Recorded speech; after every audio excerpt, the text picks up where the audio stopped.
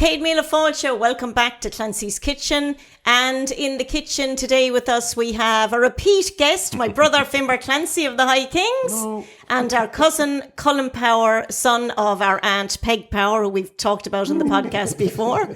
So we were thinking of doing a Christmas song, and we thought, well, let's do one that means something really special to us, in actual fact. And the idea around this song is, well, there's a story behind it, which Colin might tell us about. Will you, Colin? Well, I'm not 100% sure the exact history, but I think it kind of originated in Kerry. I remember reading that sometime, at some stage reading that, but I think but back I remember my father telling me about it. It was a huge thing for them when they were children, back in the, we'll say 40s or even, 1940s, that kind of area. But because it was a chance to get a few pennies. Right. And that money was in short supply at the time.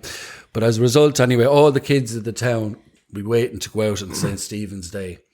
And of course, the kids that got there first got the money. If there was kids coming all day, the later you were, the less you got. So there was nearly a competition to get there earliest.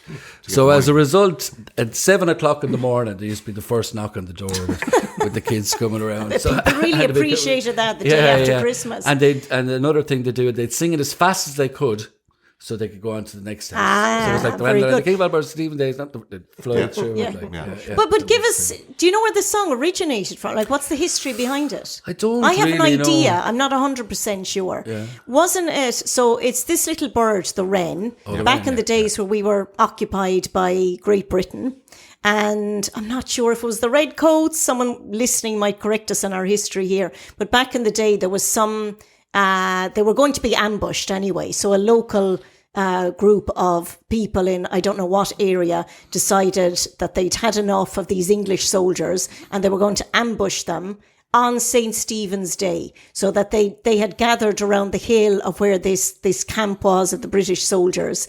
And what happened was the wren bird started singing and alerted the soldiers, woke them up.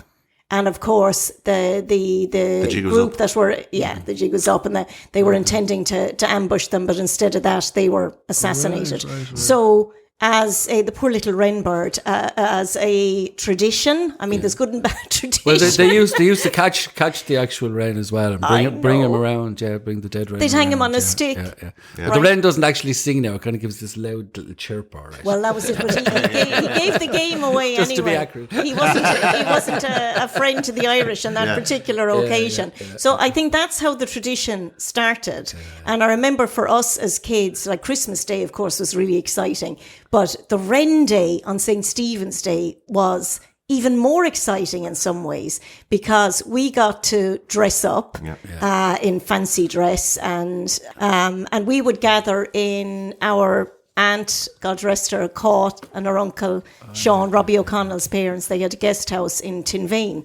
And I remember us all, a huge convoy of adults and children and everybody welcome.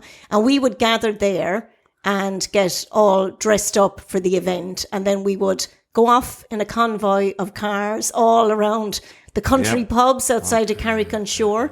And I think traditionally it was a racing day. So you'd sort of arrive in and take everyone by surprise. And some poor unassuming fella sitting up at the bar having a quiet pint, watching the races. And we'd burst in the door and sing this song and collect some money and then go on to the next pub and the next and the next and the next. And then you were saying that because money was in short supply in those days, they kept it for themselves. But in our day, we used to give all the takings of the day to Meals on Wheels. That's right. Well, we used to go out, and myself and my two brothers and Martin Coughlin, we used to go out as well. But we didn't give the money to charity. Shame on you. I remember when we weren't that rich either, but I remember you count out all the pennies, like all the 50 pence pieces and all that. Probably wasn't even pound coins then. 50 pence was the highest. But we used to go around to every pub in the town of Carrick. And if you had a good collector, the collector was the most important job. If you had someone that could entice people to give the money. Yeah. Because remember, we had a girl with us one time and she was brilliant. We made twice as much as we made every other year. Yeah. So that was I hope you gave her fair share then. Oh, we did. It was very very even split was a big thing. Yeah. Do you have memories of? I do have memories of us getting all dressed up, and I remember there was a big gang. There'd be like 9 cars, and we'd going off to all these country, out to Tullahawk and all those places. I remember the Furies used to be with us. Finbarr Fury and Eddie Fury. Finbarr Fury was from, of course, the Fury Brothers band. They were living in Dunmore East. They were living in Dunmore East, and they weren't too far away from Carrick. And we'd all meet up, and all the kids and everyone, and we'd all meet up and get all dressed up and head off and collect for Meals on Wheels. Give them money. That they'd be, they had these buckets of money, and I remember it being poured out on the table and going, "Oh my God!" at a young age, like the amount of money that to be made. And it was great fun. It really was great fun getting dressed up and stuff like that. And of course, the Furies played on the Clancy Brothers Christmas album. I have it. They did, yeah. They did. And you know what's really funny about this? I was looking at it there earlier. They give a little recipe at the back for an Irish Christmas pudding. Yeah, do they? Yeah. Well, they say at the top of the album, they say this album marks the addition of Bob Clancy, that's our father, who joined his 3 brothers in celebrating Christmas in song with a group of very unusual and delightful selections of the season. His pictures, here's the far right on the cover. In case you don't know, the other Clancys are Pat, Tom and Liam.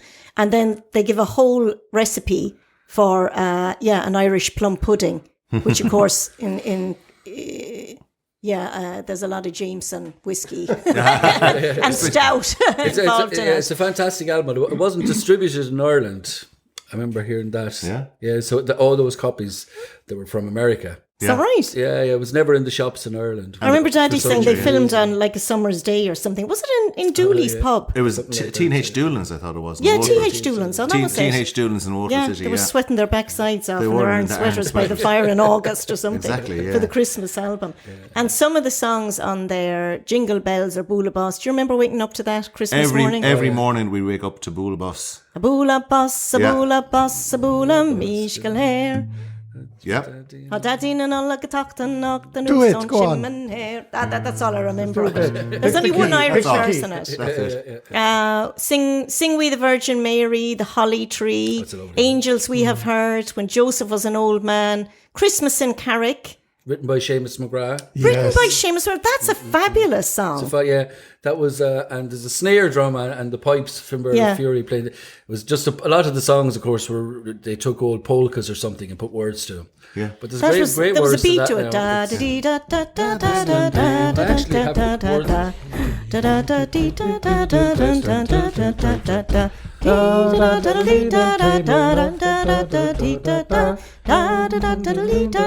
Christmas comes but once a year. Do you have it, Colin? Yeah, I do have it. Go on. On the road the frost is glistening, people stream from midnight mass. Friendly candles glow in windows, strangers greet you as you pass. Home then to the laden table, ham and goose and pints of beer, whiskey handed round in tumblers. Christmas comes but once a year. Pudding maize with eggs and treacle, seeded raisins and ground suet. Save the breadcrumbs and mixed spices, grated rind and plenty fruit. Cinnamon, ginger, cloves and nutmeg, porter, brandy and old ale. Don't forget the wine and whiskey, Christmas comes but once a year. Lovely. Women fussing in the kitchen, no, stop the it food now. on every plate. He'll be here next week. Impatient in the hallway, drinking porter while they wait. Who cares if we work tomorrow? Now's the time to spread good cheer. Pass the punch around the table. Christmas comes but once a year. Fair play to Seamus McGrath. Seamus McGrath, Carrick legend. And on the next side then they've Silent Night, Lovely Far Off City, Christ Child, Lullaby, Kuru Kuru, that's a lovely one as well. And then the last one is the Wren song. We used to say the Ran though. We're going on the Ran. It's actually Do you the remember Wren. Christmas morning? I remember one particular Christmas morning. He played the album. Normally we'd come down the stairs and I'm excited. And when we were very young, we'd tear down the stairs and all that. As we got a bit older, it got a bit old. And he played this song, A Boola Bus. And there'd be no stirring out of the bed. And I remember coming down one morning, like probably a half an hour after he started playing it. And he stood there at the end of the stairs and he was just shaking his head going, Christmas has been cancelled due to lack of interest. I thought it was enthusiasm. Enthusiasm. Due to lack of enthusiasm. Due to lack of enthusiasm. That was it, yeah. And I remember, Ryland, it was you said to me that you hadn't actually heard the voice of Dylan Thomas, because that's another thing we'd always hear on Christmas morning was A Child's Christmas in Wales. That's right. Yeah. Give us, do you have a taste of it? I don't actually. I've been in Under Milkwood, as I've talked about before. But it's funny, coming from Wales, and I'd never heard this record. And the first visit at Christmas time to Carrick, and getting up in the morning, and Bobby had the old 45 out on the record deck, hearing Dylan Thomas's voice, you know. And there was a lovely bit at the beginning where he's describing outside, and they always snowballed the cats. Oh, yes. Remember? The sly cats never appeared, or something like that. Exactly. Yeah. But very special coming to Carrick those days. Oh, yeah. You know, the songs and the Randy and hearing these records. Yeah. So, shall we give people a taste of the Wren song? Let's. All right. So, this is the song. We burst into the pub, man, woman, and child in a convoy. You can imagine you're sitting down after the hectic day that it was Christmas, and you're enjoying the pub is finally open, and you can go in for a nice quiet pint, and you're sitting down and you're going, you're about to reach for the glass and take your first sip, and next thing the door bursts open and in comes this motley crew, and this is the song they sing. The king of all birds, St. Stephen's Day was cutting the furs. Although he was little, his honour was great. Jump up, me lads, and give us a treat. So he was going to kill and all. I met her on upon the wall. Up me wattle and knocked him down and brought him into Carrick town. Trolling, where's your nest? It's in the bush that I know best. In the tree, the holly tree, where all the boys did follow me. Up with the kettle and down with the pan. When you give us a penny to bury the rat, we follow the rat 3 miles or more, 3 miles or more, 3 miles or more. We follow the rat 3 miles or more at 6 o'clock in the morning. I have a little box under me arm, under me arm, under me arm. Have a little box under me arm, a penny or tuppence to do it no harm. Mrs. Clancy's a very good woman, a very good woman, a very good woman. Mrs. Clancy's a very good woman, she gave us a penny to bury the rat. Barrels of pudding and buckets of beer, we wish you all a happy new year. Woo-hoo!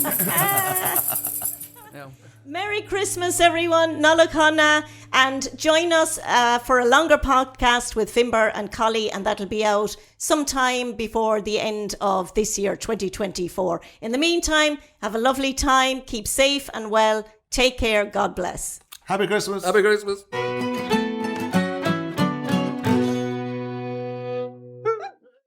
Hi there, everyone. We hope you're enjoying listening to and watching Clancy's Kitchen, the podcast, as much as we love making them. And in order to continue making the podcasts into the new year, we'd really value your support. And you can do this by checking out Patreon/Clancy's Kitchen, where you'll have access for as little as €5 a month to all kinds of stories and songs and other bonus material going on there as well. So thank you very much for all your support, for all the lovely comments that we're getting in, and we hope you continue to watch Clancy's Kitchen, the podcast, and continue to support us. Take care. Gurv Mila Mahagoif.